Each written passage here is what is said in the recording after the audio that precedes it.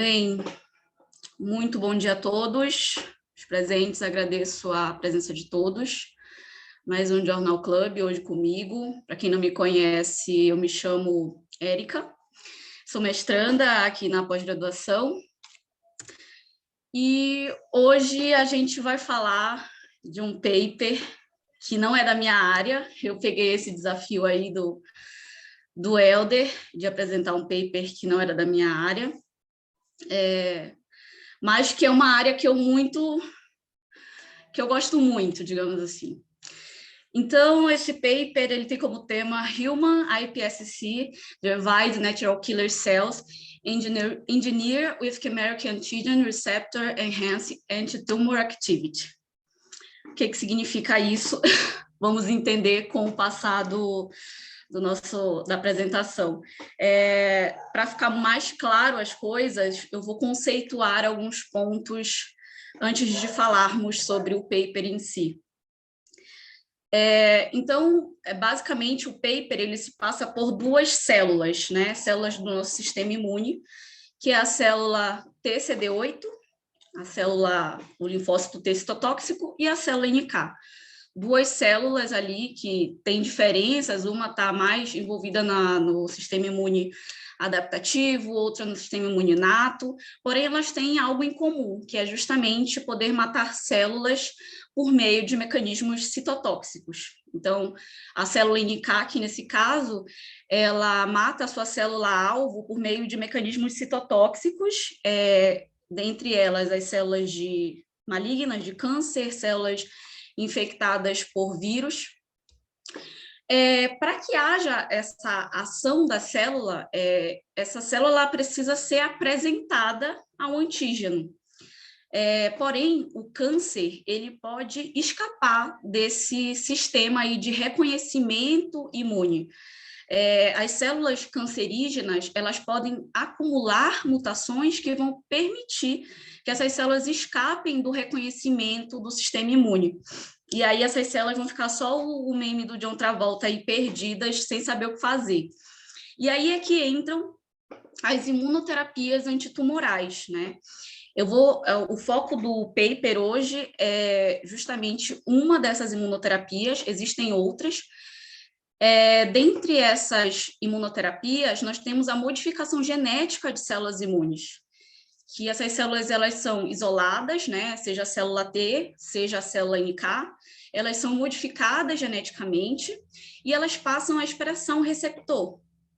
Esse receptor, que aqui a gente mostra nessa imagem, projeta essas células para direcionar um antígeno específico que vai estar presente na superfície de células cancerígenas. Esse receptor é chamado de receptor quimérico de antígeno, o CAR.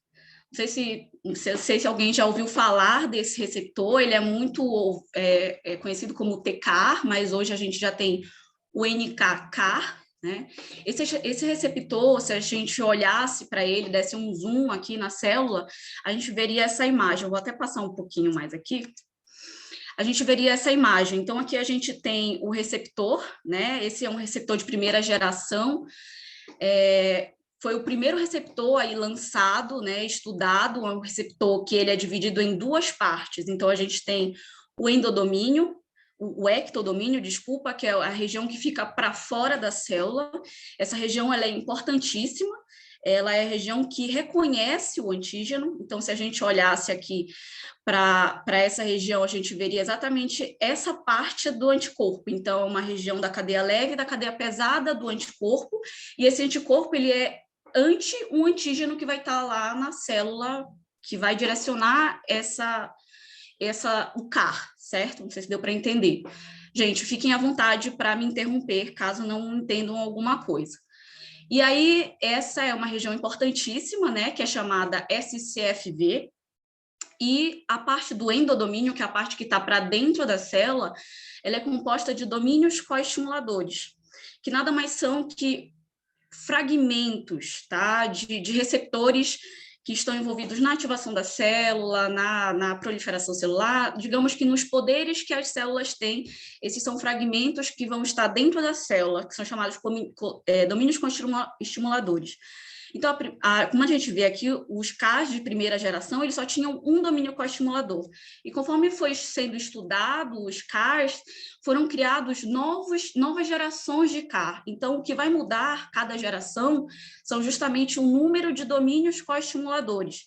E aí você pode ficar brincando, digamos assim, de adicionar domínios que vão dar mais poderes a essa célula. Aqui, não menos importante, a região da dobradiça, que é uma região que vai estabilizar essa proteína na célula e também vai direcionar melhor essa ligação da região SCFV ao antígeno que vai estar lá na célula cancerígena. Então, basicamente, essa célula que vai expressar o receptor K vai se ligar ao antígeno tumoral, que vai estar lá na célula cancerígena. Essa ligação vai ativar a célula e aí vai dar início à citotoxicidade contra as células tumorais. Bom, então, entendemos, era isso que eu queria que vocês entendessem, basicamente, antes de entrar no paper em si. É um paper bem difícil, eu me debrucei bastante em cima dele para que a gente entendesse, assim, o básico. Então, vamos lá. Então, agora a gente consegue entender que o que eles queriam fazer? Eles queriam pegar células NK derivadas de células iPSC humanas que fossem projetadas com o receptor CAR e que aumentassem a atividade antitumoral. Então, vamos ao paper. Bom, existem cânceres chamados cânceres refratários, que são cânceres que eles não respondem mais nem à quimioterapia, nem à radioterapia, nem à cirurgia, então o paciente já está ali sem esperança, né? Então, é nesse momento que entraria as imunoterapias, entre elas o CAR, né? O CAR em células imunes. O CAR mais estudado atualmente é o CAR-T, que é o CAR em células de linfócito T. Porém, esse CAR, ele tem algumas limitações, porque quando a gente pensa em linfócito T, a gente tem que pensar que essas células, elas possuem o MHC, né, que é um processo que vai dar ali meio que aquela célula só pode ser sua, você não pode transferir ela para outros pacientes, então esse paciente, você coleta o sangue dele, você diferencia essas células, expande e aí diferencia elas para expressar o CAR-T. Só que você só pode transferir essas células para o paciente X, de onde você coletou essas células. Isso é extremamente caro, isso é demorado e às vezes pode não dar certo. E aí é que entra o uso do CAR-NK. Né? As células NK, elas não exigem a correspondência do MHC, que nos humanos é conhecido como HLA. Então, você consegue coletar essas células, expandi-las, diferenciá-las, e você consegue transferir essas células para outros pacientes, que no paper eles discutem muito isso, ter uma célula para transplantes halogênicos. Então, você ter uma célula ali off the shelf, que eles falam, que é de prateleira, você está ali precisando de uma célula, você vai estar ali na prateleira uma célula já pronta para o transplante.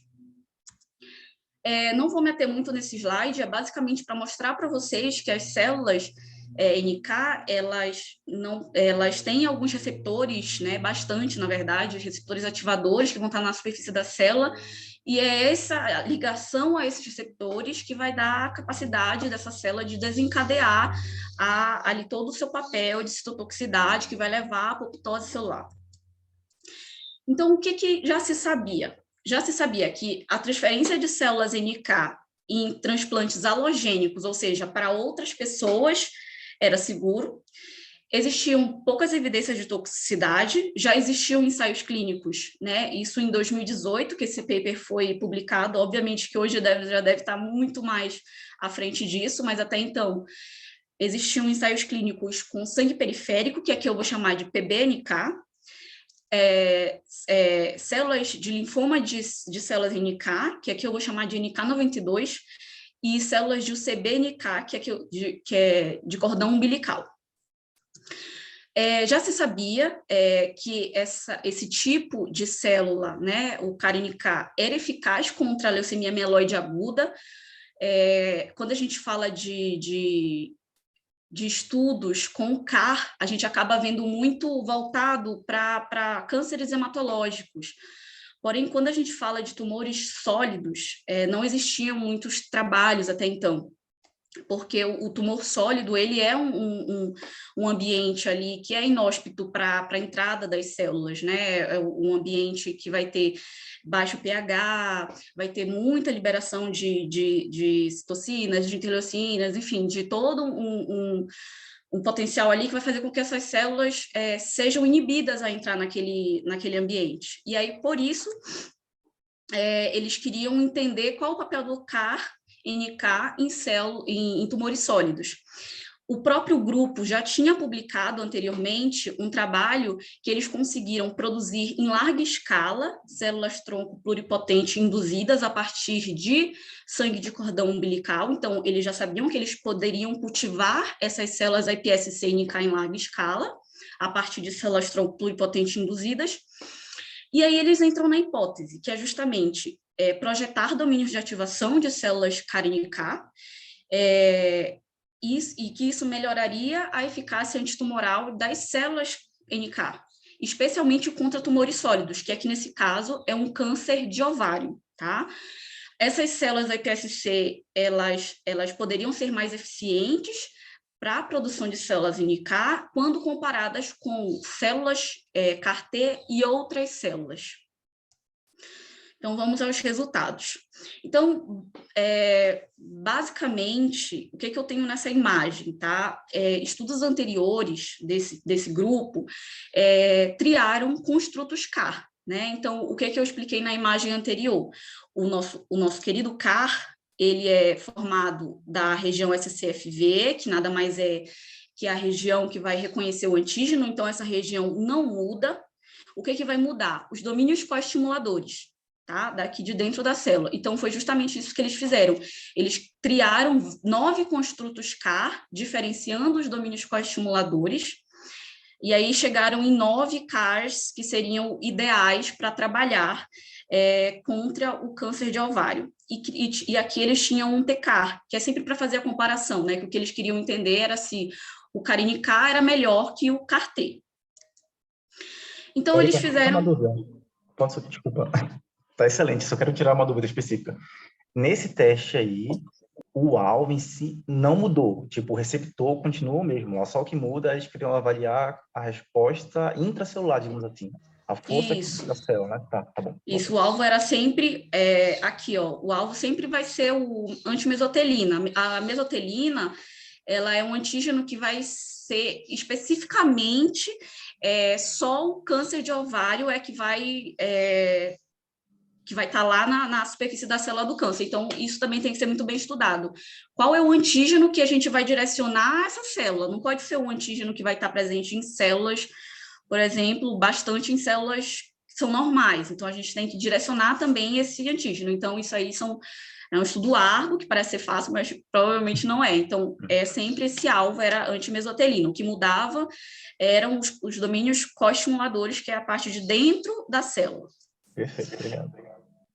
Então, e aí eles fizeram ensaios de Lise, né, que era para medir a parte de citotoxicidade dessa célula, e ensaios de liberação de CD107A, que quando eu falar CD107A, eu estou falando de liberação de grânulos tóxicos da célula NK. Então, eles pegaram todos aqueles 9 CARs, né, adicionaram numa célula NK92, que é a célula de linfoma de célula NK, e aí testaram, fizeram os testes de Lise e a expressão de CD107A. E também viram o TCAR. Sempre que eu falar ele está sempre comparando o TCAR com o NK, tá? Então, sempre eu estou fazendo essa comparação. Dentre todas as células todos os CARs que eles avaliaram, esses 3 CARs aqui foram os que melhores se saíram, tá? Que é o CAR4, o CAR7 e o CAR9. Então, foi o que mais matou e o que mais liberou CD107A. Desses 3 CARs, o que melhor se saiu bem foi o NCAR4, tá? E aí eles foram comparar. Quem que é o melhor? O NCAR4 ou o TCAR e aqui eu estou falando de um TCAR de terceira geração, que eu acredito que em 2018 esse era um CAR bem top, digamos assim, porque eu até agora acho que só tem o CAR de quarta geração, então eu acredito que em 2018 esse era um CAR boom, só que aqui eles estavam sempre avaliando o TCAR em uma célula NK, tá?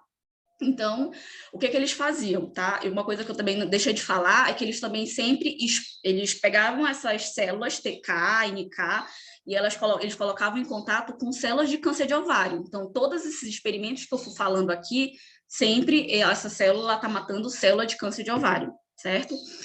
E aí Então, eles pegaram um construto que estava sendo utilizado em células T e colocaram em células NK, para fazer o mesmo teste para parear tudo, no caso, né? Exato. O CAR, ele era sempre testado em células NK, que estavam expostas a células de câncer de ovário. Deu para entender?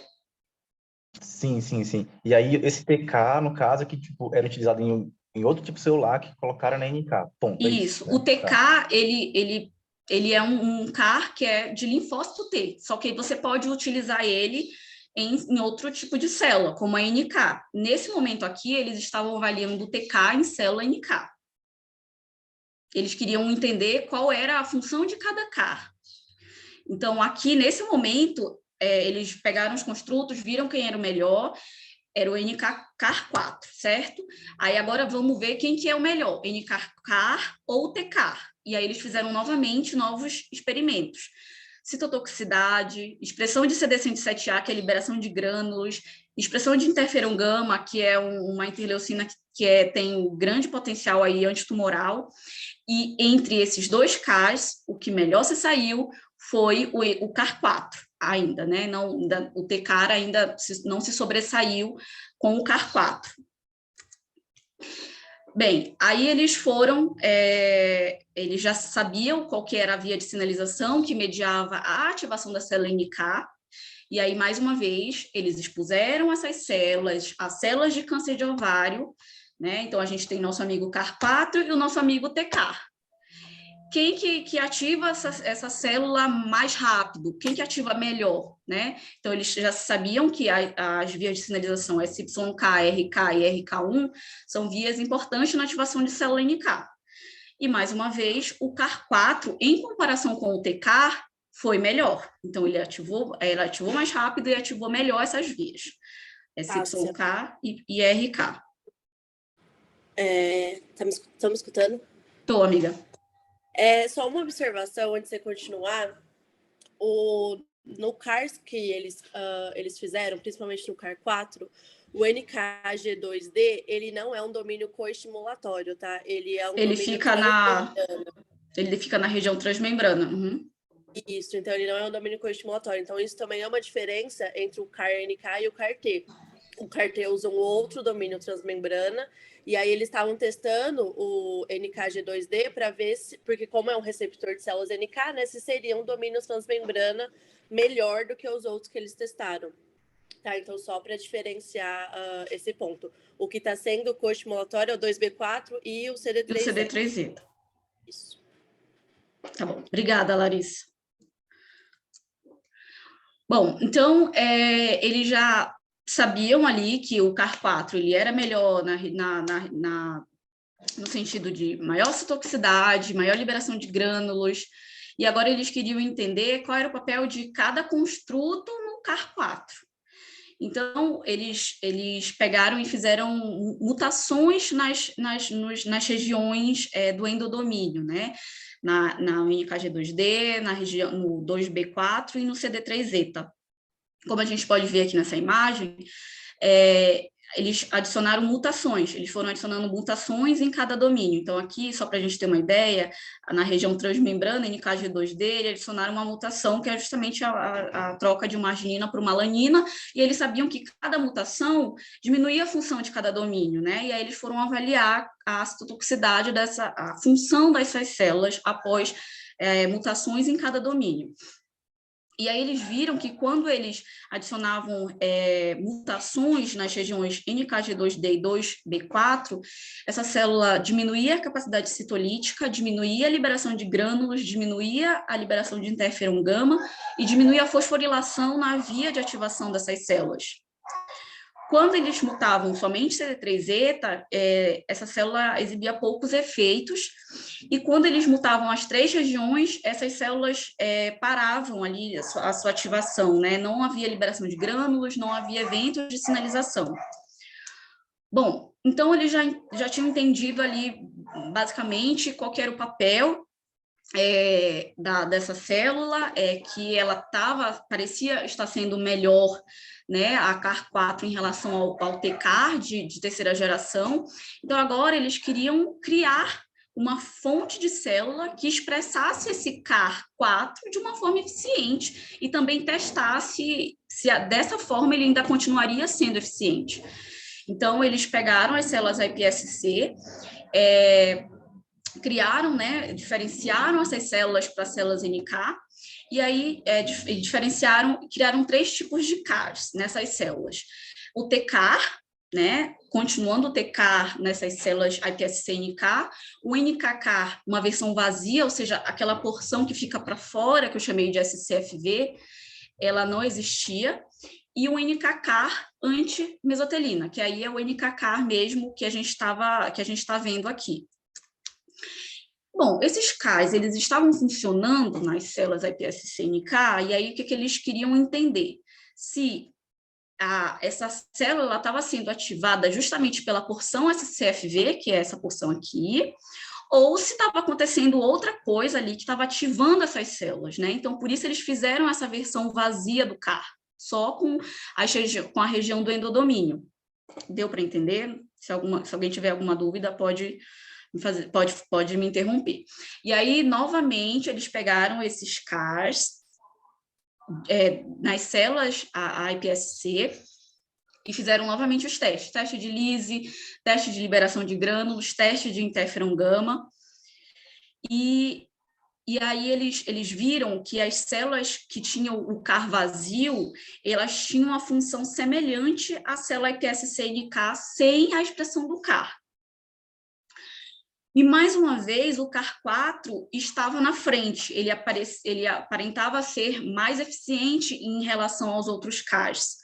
E aí, mais uma vez, eles fizeram a comparação entre o CAR4 e o TCAR, antimesotelina de terceira geração, na célula NK-iPSC. E aí eles viram que, mais uma vez, o CAR4, quando comparado com o TCAR, ele matava mais, ele tinha maior expressão de CD107A e liberava mais interferon gama quando comparados. Essas iPSC, elas estavam sendo ativadas corretamente? Então, novamente, eles pegaram e fizeram blotes para avaliar as vias de sinalização. Um deles foi justamente ver se a região NKG2D, para ela, digamos que para ela, não sei se é funcional ou se é ativada, essa região ela é muito importante na ativação da célula NK. E para ela ativar, ela precisa recrutar uma molécula chamada DAP10. E aí eles foram ver se essa molécula estava sendo recrutada, né? E aí eles viram que o CAR4 era a única molécula, era o único receptor que estava recrutando o DAP10, né? Aí avaliaram as vias de sinalização e viram que o CAR4 era o mais eficiente para a ativação dessas vias, né, de sinalização na célula iPSC-NK. Bom, mas eles ainda queriam entender mais ainda, né?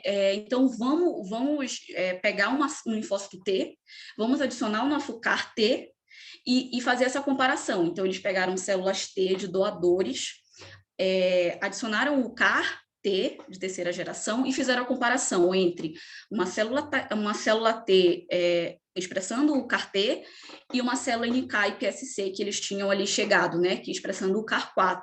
E a célula NK-CAR4 continuou matando mais, expressando mais a interferon gama, liberação de grânulos. Bom, então eles chegaram à conclusão de que essa célula ela estava sendo eficiente quando comparada com o CAR-T. Então, vamos ver se em vivo isso está acontecendo também. Então, eles fizeram um modelo de xeno-enxerto em camundongos, eles injetaram células de câncer de ovário em camundongos e adicionaram o CAR-NK, tá? E também adicionaram as outras células que eles estavam fazendo as comparações. Então, só para a gente ter uma ideia, ele adicionou, aqui a gente tem o CAR4, iPSC-NK, e aqui a gente tem o TCAR expresso em iPSC-NK. E aqui a gente pode ver que quando o CAR4, o câncer, ele vai diminuindo conforme vai passando os dias. Então, quanto mais forte, mais o câncer está espalhado. Olha, quando a gente vê só o tumor, olha só, aqui nos últimos dias, no dia 49, os ratos já até morreram e está bem vermelho. E quando a gente faz essa comparação entre o TCAR e o iPSC e a célula iPSC-NK expressando o CAR4, quando comparado aqui esses dois, o CAR4 sai na frente. E também mostra uma maior sobrevida, quando comparado às outras células, inclusive o TCAR. Aí eles viram, então vamos ver se isso se reflete no nosso o TCAR em célula T e o CAR4 em célula iPSC-NK. E aí eles pegaram o TCAR expresso em célula T e eles viram, eles comentam, né, que foi bem parecido, nesse caso, o CAR-T e o CAR4 iPSC-NK, a sua função foi bem parecida, né? Então, ambos tiveram ali uma atividade antitumoral ok, foi boa. Porém, o CAR-T, eles viram que ele se infiltrava nos órgãos. Então, olha aqui é o CAR-T e aqui é os órgãos dos ratinhos que receberam apenas o CAR4. Esses CAR-T estavam se infiltrando nos órgãos, tinham efeitos colaterais graves, perda de peso, hemorragia visceral, isquemia, e esses ratos estavam morrendo. E nenhum desses efeitos, né, graves foi observado nos animais que receberam o CAR-NK. Eles também foram ver como é que estavam as citocinas pós-infusão das células nesses animais. Essas citocinas, é importante que elas aumentem, né, no sangue, porém, depois de algum período, elas precisam diminuir. E o que eles viram? Que nas células que eles tinham colocado o TCAR, essas células, após 20 dias de infusão, ainda estavam altas. Interferon gama, TNF-alfa e IL-6, que são citocinas que elas precisam diminuir ali após algum período, depois de um período específico. E aí eles comentam que esse aumento dessas citocinas, ela está fortemente associada à síndrome de liberação de citocinas, que é o que já é visto na rotina, né, na clínica. Pacientes que recebem as células T, elas têm essa síndrome de liberação de citocinas, o que não é visto em pacientes que recebem células NK. A sobrevida desses camundongos também foi diferente. Então, os camundongos que receberam as células NK-CAR4 ainda estavam vivos após 70 dias de tratamento. E todos os camundongos que receberam o CAR em células T tiveram uma sobrevivência média de 39 dias. Então, concluindo, esses resultados demonstraram que há uma capacidade de usar células-tronco pluripotentes como uma plataforma para criar uma população homogênea de célula NK para melhorar a atividade antitumoral em vivo. Então, a ideia deles pode ser, criou uma porta aí para criar células-tronco, células NK off the shelf, então, de prateleira, ali eu tenho uma célula, eu posso ir ali que vai ter a célula, porque eu vou criar essa célula em larga escala. Eu posso trabalhar com domínios de sinalização que são específicos de célula NK para mediar uma ativação específica de antígenos e vias de sinalização específicas para melhorar a função das células NK. E essa abordagem, combinada com a produção em larga escala, como eu falei, permite que ensaios clínicos, utilizando as células NK direcionadas ao CAR, possa ter aí um tratamento futuro para malignidades refratárias, né, que eu falei que são aqueles cânceres que não têm mais tratamento, digamos assim. E é isso, gente, que eu tinha para dizer. Olha, parabéns, porque realmente é um um paper muito denso, eu consegui dar uma olhada por cima, assim, e a apresentação foi excelente. Inclusive, eu queria fazer 2 comentários, né? Eu acho que das apresentações feitas, a minha e do Rafael, a gente acabou escolhendo alguns papers que permeavam um pouco a nossa área de atuação ali. Mas, para quem não sabe, a Erika trabalha com tireoide, então, e eixo lá, né? Hormonal. Então, não tem nada a ver com esse paper. Então, parabéns pela coragem de escolher um paper desse gabarito aí e apresentar super bem, né? Tipo, foi muito bom. Assim, não sei se eu ia ser de fato mediador, mas já estou falando por aqui, né? Tem uma pergunta, eu também tinha um comentário, mas eu vou deixar para o final. Deixa eu ver aqui, olhar a Isabela, ela está perguntando se você viu como é que foi feito, né? Ou foram feitas essas mutações nesses domínios. Qual foi a técnica utilizada? Você chegou a ver? Boa pergunta, Isabela. Eu não lembro. Não lembro como foi o método para mutar os domínios. Mas posso ver com você, posso ver depois e eu te respondo. Eu também não cheguei a ver essa parte no paper, até porque tinha muita coisa para ver. Não, realmente, eu não me ative muito à parte de método, eu realmente vi, tipo, a parte de transfecção, a parte de IPS, mas era tanta coisa para ver que eu fiquei meio, tipo, cara, eu vou focar no importante aqui.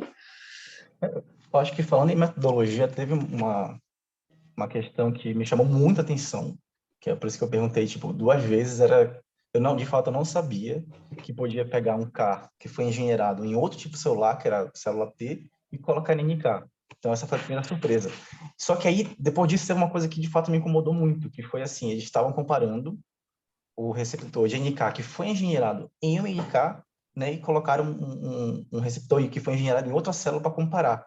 E aí eu achei essa comparação não tão, não que não seja válida, tá? Mas não sei se até que ponto foi justa. Uhum. E aí eu acho que por isso que depois eles pegaram a célula T e fizeram o jogo contrário, né? E assim o resultado foi fantástico. Eu acho que eu fiquei mais aliviado. Exatamente isso. Eu também fiquei durante toda a apresentação, durante todo o meu estudo, assim, eu ficava tipo, cara, eu acho que é meio injusto, né? Só que qual é o detalhe, né? Que é o CAR-T, ele sempre, assim, eu tô falando o que eu estudei nesses últimos dias, né? Quem é da área provavelmente pode ter uma opinião diferente. Mas o CAR-T, como ele é mais estudado, acaba que eles utilizam receptores ali que já foram, que já são bem estudados, para ver em outras células. Então, acaba que, por exemplo, o CD3-zeta, que a gente vê ali em um dos codomínios de estimulação, ele, assim, fiquei um bom tempo, assim, discutindo com a Larissa, né, tipo, o que a gente via, e o CD3-zeta, ele é muito importante na ativação do linfócito T, entendeu? Mas será que e aí eles acabam, a maioria dos estudos acaba pegando domínios de estimulação de linfócitos T e adicionando na célula NK. Isso dá para fazer, mas sei lá, é uma coisa meio louca. E o diferencial, eu acredito, desse paper é que eles utilizam domínios de estimulação da célula NK, entendeu? Porque, assim, acredito que em 2018 a maioria dos estudos ali eles eram utilizando domínios de ativação do linfócito. E o diferencial, talvez, desse trabalho é utilizar domínios da célula NK. Não sei se eu entendi, se eu respondi. As meninas aí da NK podem me ajudar nessa questão. Essa comparação, ela é justamente porque, assim, imagina que você vai fazer um CAR-T em vez de um CAR-NK. Se você colocar um domínio coestimulatório que não é específico para CAR-T, ele não vai fazer muita coisa ali na célula T. Então, como que você vai comparar isso com um CAR específico para NK? Então, você tem que usar os domínios coestimulatórios específicos de cada célula. Porque se você trocar... Oi, meu lindão! Helder, seu microfone tá ligado. O tá aí. Helder, seu microfone tá ligado. Eu não consigo mutar, eu não sou mediador. Eu tô falando aqui com meus filhos. Foi mal.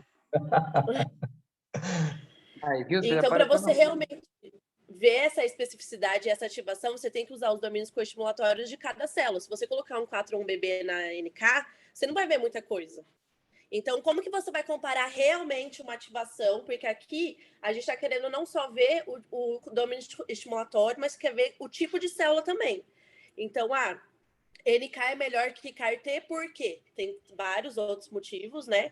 A Cássia exemplificou muito bem aí a questão do off the shelf, né? Que é uma coisa mais que a gente consegue fazer em larga escala. E essa seria até a minha outra pergunta. Para todo mundo, não só para a Cássia, mas quais outras vantagens vocês veem de usar uma NK ao invés de uma célula T para fazer uma imunoterapia? Além do motivo que ela já falou. Ela explicou isso nos resultados. A célula NK, essa é para mim responder? Ou pra gente? Para todo mundo. Pelo que eu vi, tem uma menor invasão tecidual, assim, tipo, como se fosse, eu não sei, com certeza não é esse o termo, é, sei lá, off-target, né? Tipo, ela não vai parar em um outro lugar que não deva ser o lugar dela. Não sei se é isso que você tá querendo falar. Também, Mais eu alguém? acho que, pelo que eu entendi, se você usa a célula NK, você consegue fazer uma terapia que atinge um número maior de pessoas, não é isso? Se eu entendi Também. bem. E enquanto o CAR-T, ele é homólogo, não é isso? Autólogo. Ele é só, você Autólogo, só desculpa. consegue Só consegue usar no da paciente. fonte de onde você tirou. Então, eu acho que do ponto de vista de terapêutica, né, eu acho que a gente consegue atender um número maior de pessoas, né, não sei. Talvez com isso você consiga baratear o custo do produto e atender a população. Acho que eu não sou da área, então eu estava... Nem eu, Carla.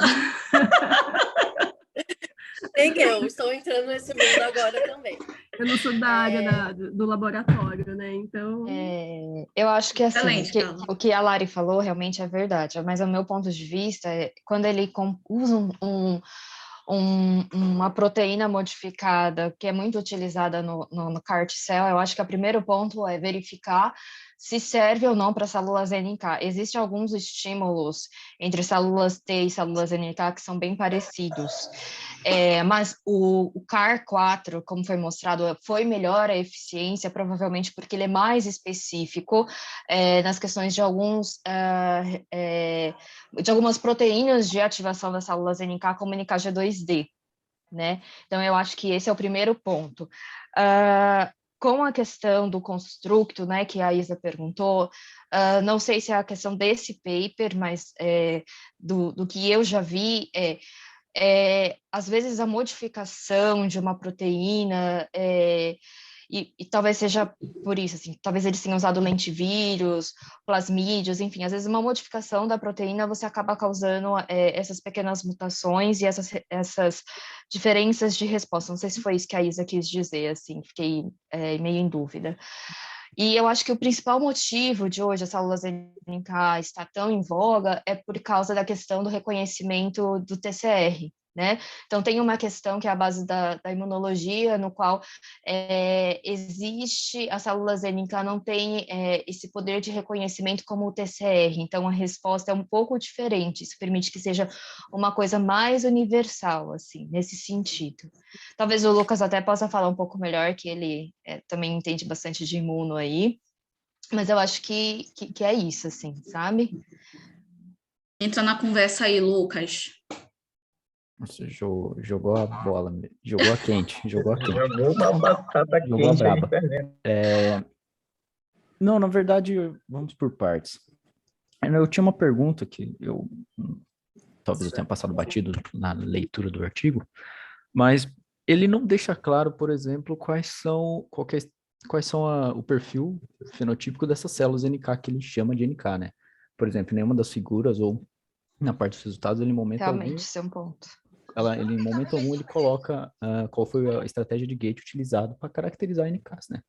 Ele somente na figura dos ratinhos, ele coloca lá que são células CD107, CD56 positivas e CD3 negativas. Então, isso eu achei um pouquinho estranho, não sei se foi alguma coisa que eu deixei batido, porque e a Carol também está aí, acho que para não deixar eu mentir, as células NK são 3 subpopulações importantes, né? CD56 DIM, CD56 Bright, CD56 e 16 positivas. Cada uma vai ter uma função, sendo uma delas a mais responsável pela citotoxicidade. Então, eu achei meio estranho, não sei se foi eu que passou batido, mas no artigo parece que ele jogou todo mundo no mesmo balaio, as 3 subpopulações, e não diferiu, não especificou qual delas que realmente estava agindo. O que mais me preocupa nessa questão do IPS é a célula NK, ela tem a capacidade de ser adaptável ao ambiente, em alguns receptores também. Então, eu não sei qual foi o estímulo que foi dado para chegar até Exato. a produção de uma célula NK. Exato. E aí, quando a gente pode pensar isso no humano, eu não sei qual é a eficiência que isso vai ter. Apesar de descarregar uma proteína-alvo, em vivo, qual o comportamento que vai ter nesse processo de interação com o organismo mesmo, né? Não sei, ficou. Eu entendo que o Lucas diz, tem esse viés aí, mas eu acho que é uma outra fonte de células NK potencial, porque a célula NK periférica, como a gente conhece, ou mesmo de cordão, ela é restrita, né? E manipular isso em laboratório abre uma outra vertente da gente ter a obtenção dessa célula. Eu falo por mim, assim, da leitura que eu fiz, né? Eu acabei não me atendo muito a essas coisas de citometria, por exemplo, que tem bastante. Eram gráficos assim, que meu Deus, como assim, Senhor? Mas eles comentam que as células iPSC que eles conseguiram diferenciar para a célula NK tinha o fenótipo parecido com as células de sangue periférico. É o que eles comentam. Eu não sei se eles falam qual que é esse fenótipo em algum outro lugar, ou se eu deixei passar batido, porque como não é da minha área, eu realmente não me ative a isso, mas eles comentam essa questão, que o fenótipo era parecido com as células de PBNK. Sim, eles comentam mesmo, mas PB, né? Sangue periférico, no caso. Mas realmente, achei uma coisa um pouco estranha. Aparentemente, eles jogaram tudo no mesmo balaio de gato, né? Todo mundo que secreta granzima e tem CD56 positivo. Sendo que dentro do CD56 a gente pode ter variações aí com diferentes atuações. Como, se eu não me engano, é a CD56 DIM, CD16 positiva, que é mais citotóxica, né, Mítica? Se eu não me engano. Tem mais atividade citotóxica. Na verdade, Lucas, talvez a questão seja como foi feito o co-cultivo, e aí você acaba estimulando uma ou outra mais, sabe? Também tem essa questão, né? Mas eu acho que no caso, como ele pegou o CD107A, ele pegou especificamente, provavelmente, 56 com 16, que é característico de células NK, e aí dentro desse gate, provavelmente, talvez ele tenha avaliado CD107A, que para a gente é um marcador importante na imunoterapia, porque demonstra que essas células NK estão ativadas e com uma função aparentemente ok, desde que você tenha granzimas, interferon em níveis consideráveis para que realmente ela faça a função antitumoral dela, né, da célula-alvo. Provavelmente, não sei, não vi o paper, então eu estou falando uma coisa assim, baseado em coisas que eu já li. Não sei. Mas de fato é bem legal mostrar essa expansão de células NK vindo de células pluripotentes, né? Eu particularmente nunca tinha parado para reparar nessa possibilidade, né? Nesse protocolo. Eu acho que no sangue periférico é muito mais nítido essa diferença do NK Bright e DIM. Mas quando a gente faz, às vezes, um co-cultivo com uma célula estimulatória ou citocinas, fica meio que, não seria o termo correto, mas não é um desbalanço. Às vezes você tem tendência a uma população e não a outra, sabe? Então depende muito do sistema do co-cultivo, como que isso foi feito.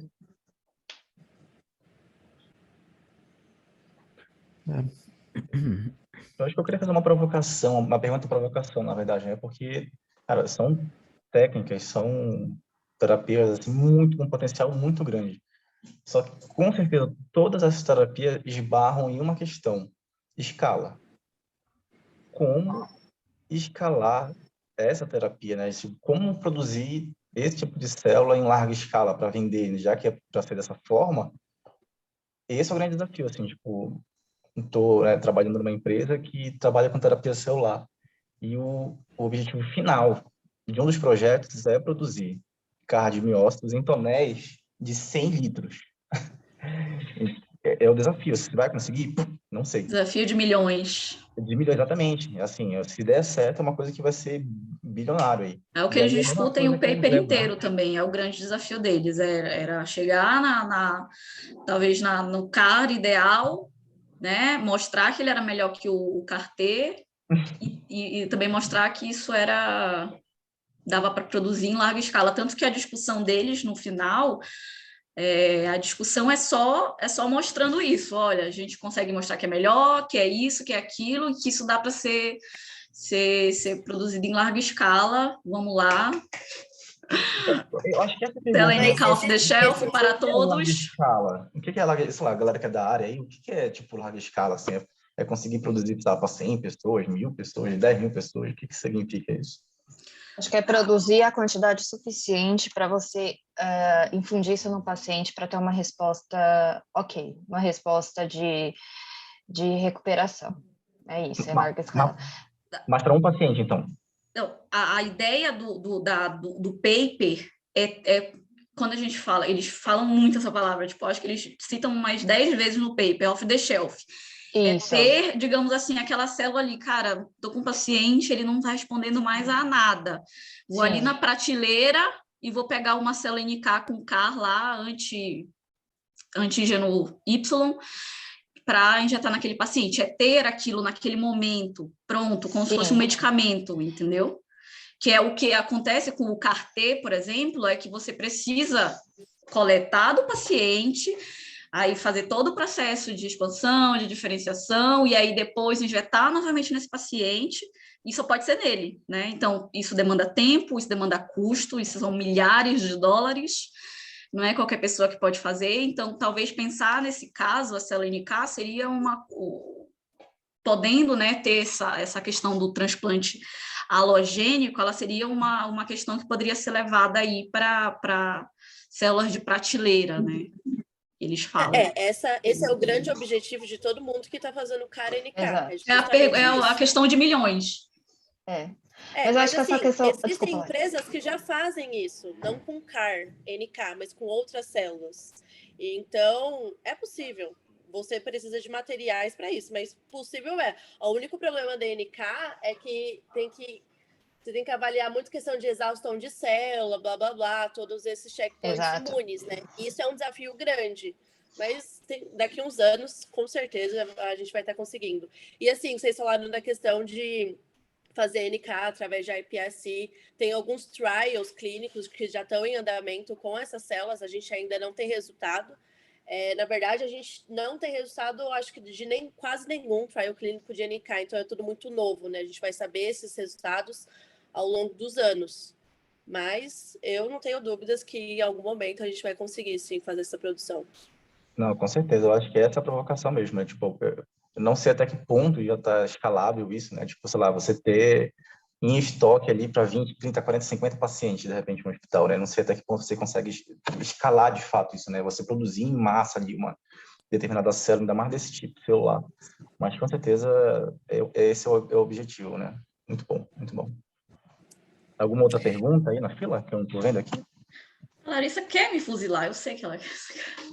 Vai, Larissa! Não. Eu ia fazer um outro comentário do paper. Bom, primeiro respondendo a minha pergunta que eu fiz sobre as vantagens de usar NK em vez de T, os tratamentos com CAR-T, o que eles veem é que tem muita citotoxicidade, né? Então, isso traz muitos efeitos adversos para o paciente. E como você mostrou nos seus resultados lá de infiltração, o que a gente vê com CAR-NK é justamente essa redução desses efeitos citotóxicos e redução de efeitos adversos para o paciente. Então, isso é uma grande vantagem também de se usar o CAR-NK. Eles comentam também isso na discussão, é que o paciente que vai receber, além dele estar pagando caro pelo transplante de CAR-T, ele já vai sabendo que ele vai ter problemas graves ali, tá? Tipo, ele pode ser tratado aquele câncer, mas ele já vai sabendo que ele vai ter um um efeito colateral. Isso, vários papers comentam isso, né? Durante os meus estudos, vários papers comentam que o transplante de CAR-T tem essa questão de efeitos colaterais graves. Eu tô botando bastante fé na NK justamente por conta disso, né? Para o paciente, se tudo der certo, vai ser uma escolha bem mais agradável. E aí um outro ponto que o paper, toda vez que ele falava assim de expressão de CAR, na verdade ele estava olhando para a expressão de GFP. Posso estar falando besteira que eu fiz uma leitura mais superficial, mas o construto deles tinha um GFP, e aí toda vez que ele falava, a expressão de todos são similares, densitometria.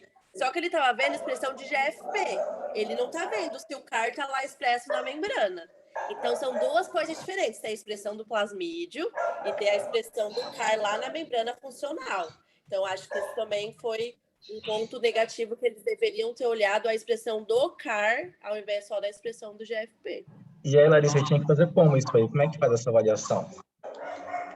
Então, existem anticorpos ante uma porção do SCFV ali na membrana. Então, você consegue ter certeza que aquilo está expresso na membrana, que seu CAR está ali, funcionando, entendeu? Ele está ali na membrana.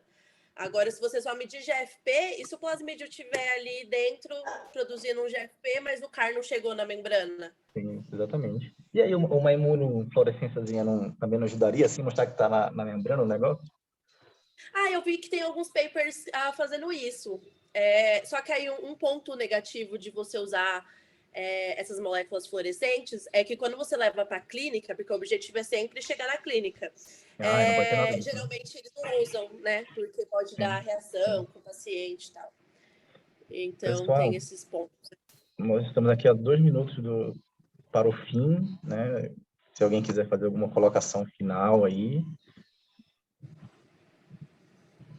Queria só dizer que foi ótimo, Cássia, foi muito bom, você foi bem didática, resumiu muito bem o paper, parabéns.